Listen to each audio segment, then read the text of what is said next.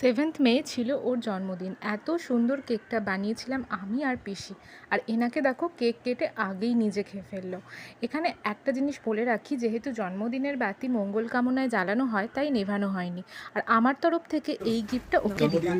কর্তামশাই, এই দিনটা যেটা তোমার জীবনে বারবার ফিরে আসো এই কামনা করি। সুস্থ থেকো, ভালো থেকো। আমি সাথে থাকলে তোমার নাকি ভয় লাগে না। যতই যে কোনো পরিস্থিতিতে আমাকে পাশে পাবে, কথা দিলাম। এই ছোট্ট উপহার তোমার এই বিশেষ দিনে আমার তরফ থেকে আশা করি তোমার পছন্দ হবে। এই গিফটটা অনেক দিন ধরেই ওকে দেওয়ার প্ল্যান ছিল, ফাইনালি সাকসেসফুল হলো।